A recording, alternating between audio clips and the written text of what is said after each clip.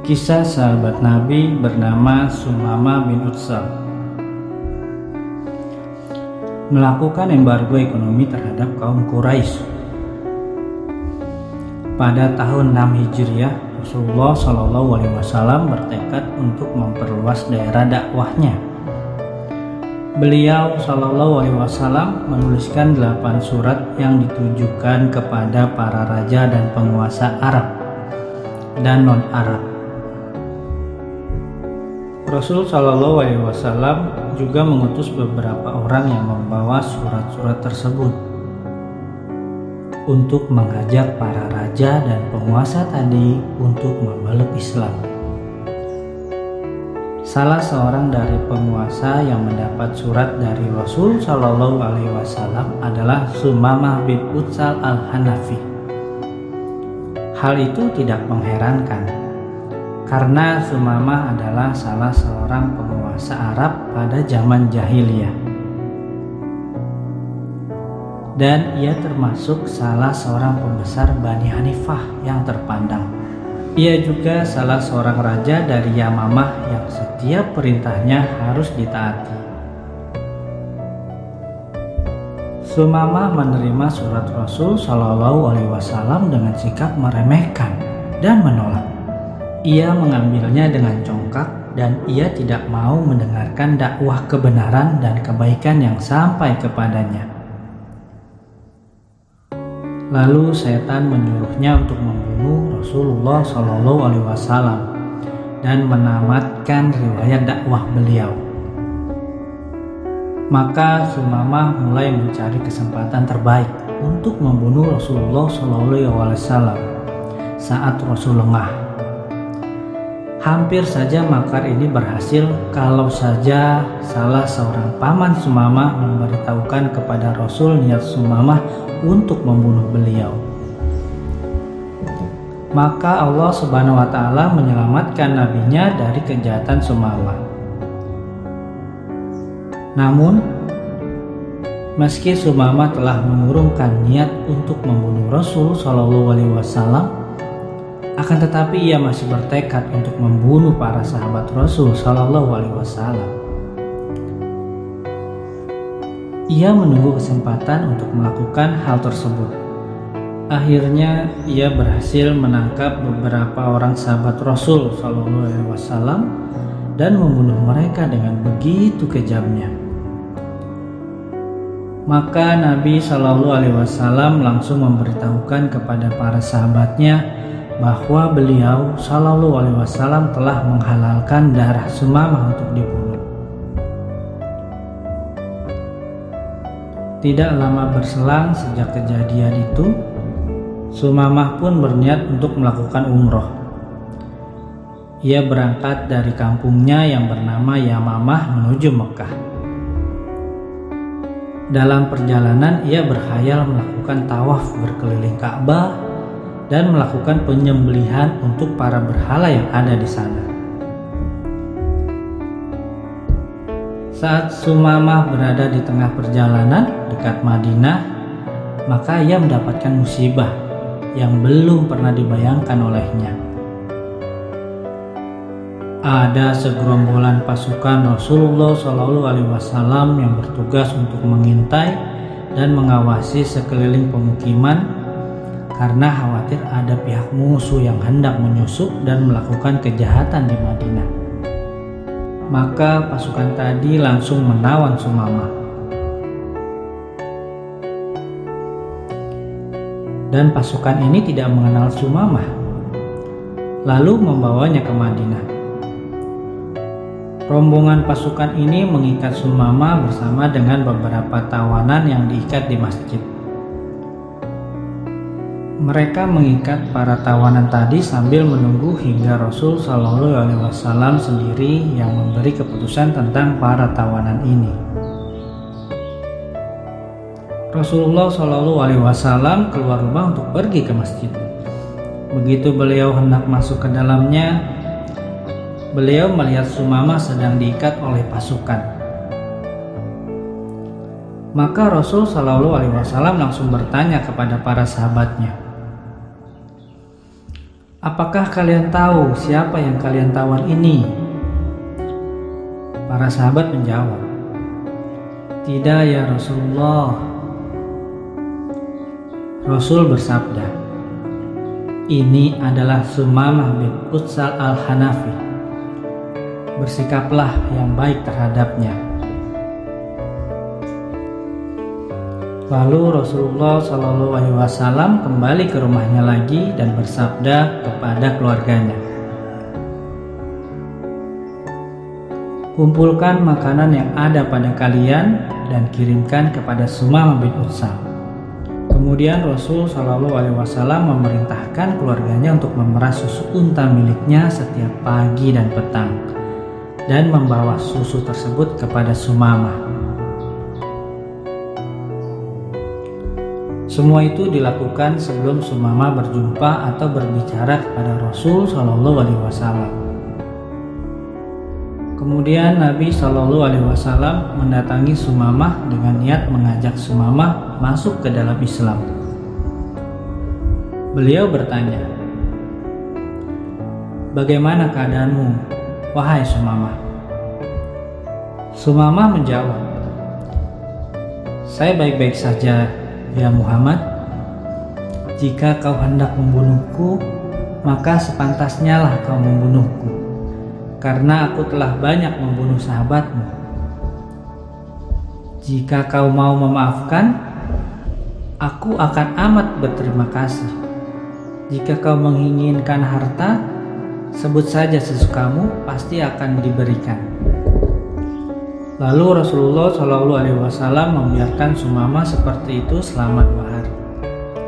Ia diberi makan dan minum dan selalu diberi susu unta.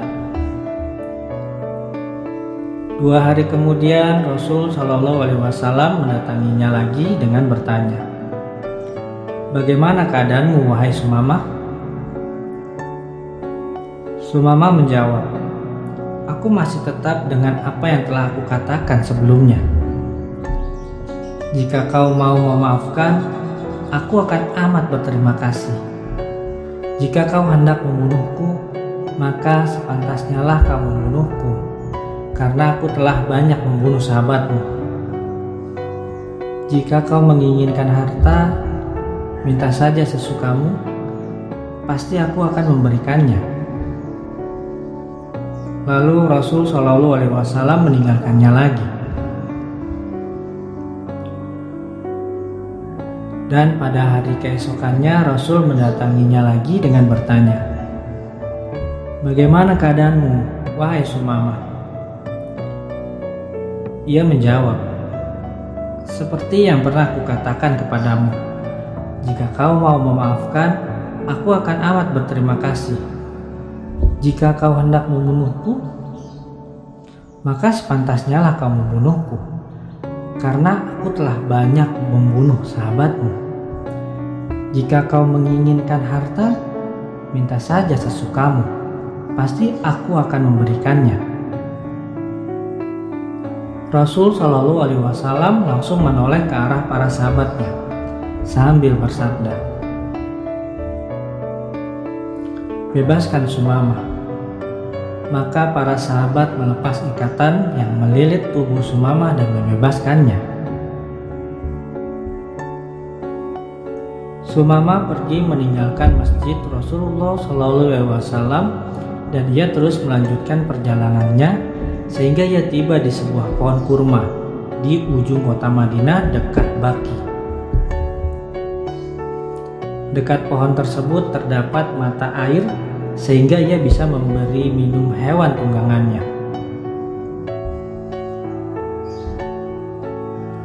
Ia langsung mandi dengan bersih di mata air tersebut. Lalu ia melanjutkan perjalanannya menuju Masjidil Haram. Belum juga ia sampai ke Mekah, ia berjumpa dengan sekelompok orang kaum muslimin yang berkata,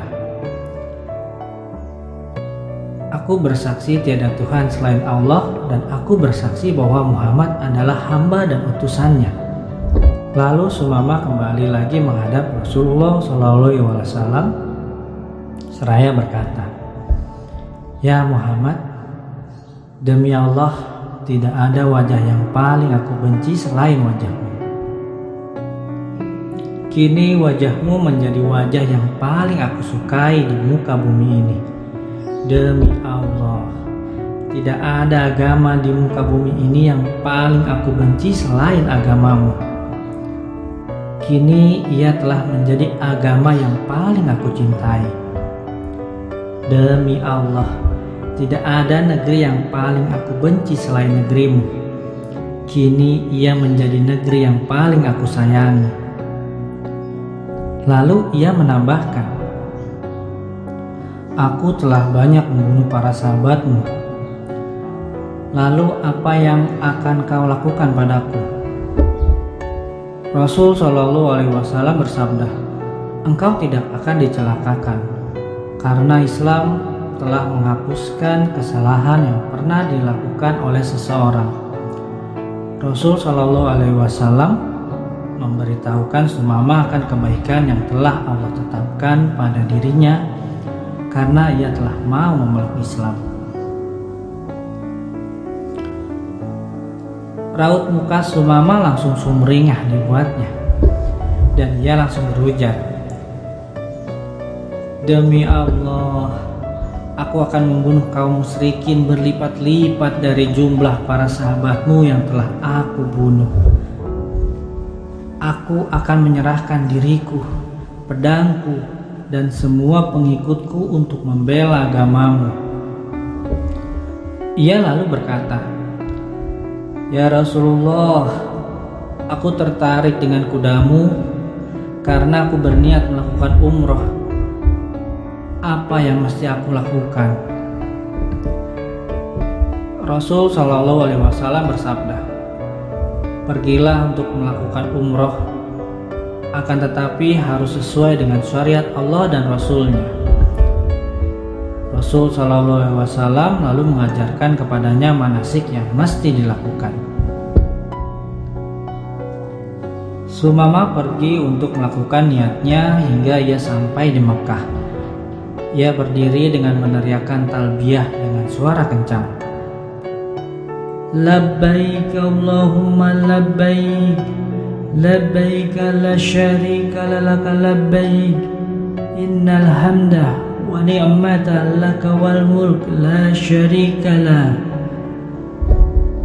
Aku penuhi panggilanmu ya Allah, aku penuhi panggilanmu, aku penuhi panggilanmu, tiada sekutu bagimu, aku penuhi panggilanmu. Sesungguhnya pujian, nikmat, dan kekuasaan adalah milikmu, tiada sekutu bagimu. Sumamah menjadi muslim pertama yang masuk ke Mekah dengan meneriakkan talbiyah. Suku Quraisy mendengar suara talbiyah yang diteriakkan oleh Sumamah. Mereka menjadi berang dibuatnya. Mereka segera menghunuskan pedang dari sarungnya dan berlari ke arah sumber suara untuk membunuh orang yang berani menyusup Mekah dengan membaca kalimat tersebut. Begitu kaum Quraisy datang menghampiri Sumamah, ia malah memperkeras suaranya meneriakkan talbiyah. Ia langsung ke arah suku Quraisy dengan gagahnya. Salah seorang pemuda suku Quraisy berniat untuk memanah Sumamah. Lalu suku Quraisy yang lain mencegahnya, seraya berkata, celaka kamu, apakah kamu tidak kenal dengan orang ini? Dia adalah Sumamah bin Utsal, Raja Yamamah.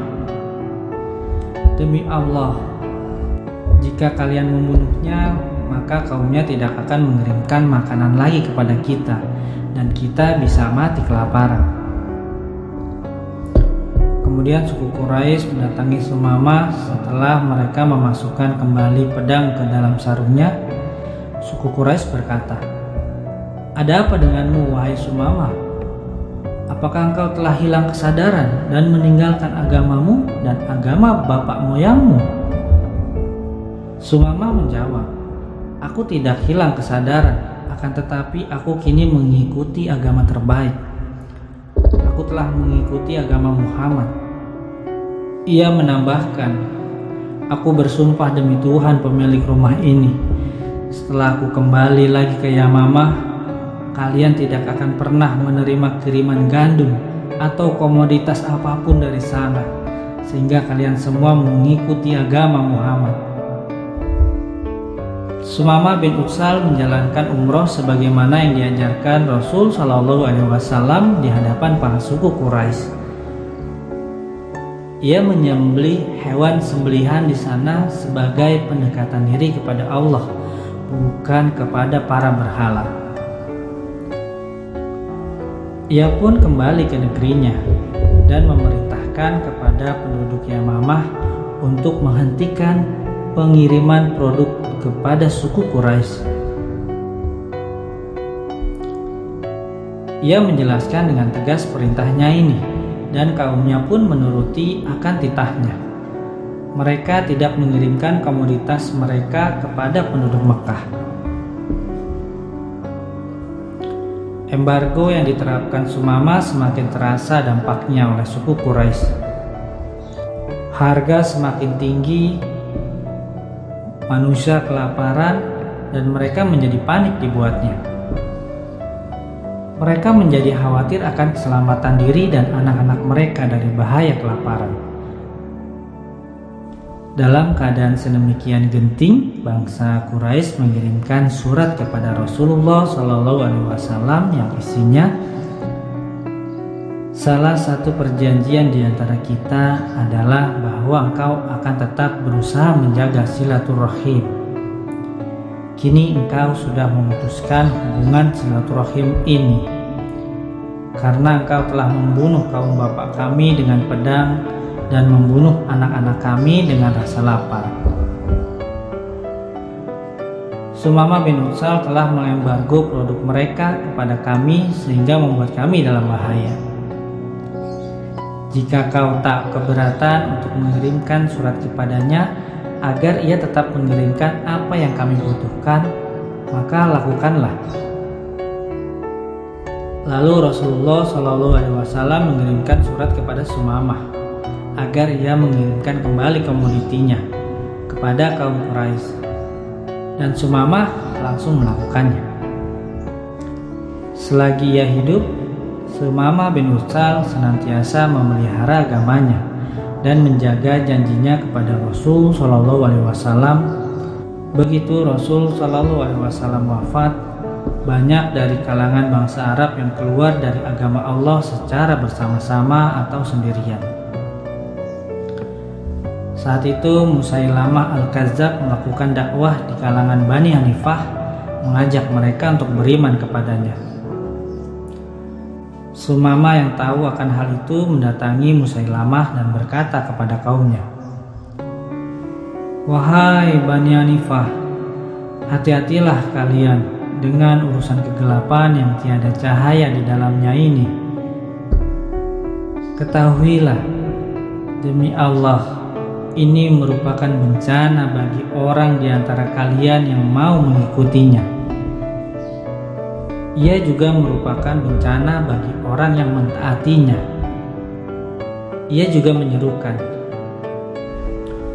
"Wahai Bani Hanifah, tidak pernah ada dua nabi dalam masa yang sama. Sungguh Muhammad adalah Rasulullah dan tidak ada nabi sesudahnya, dan juga tidak ada nabi yang diutus bersamaan dengannya." Sumamah lalu membacakan kepada mereka,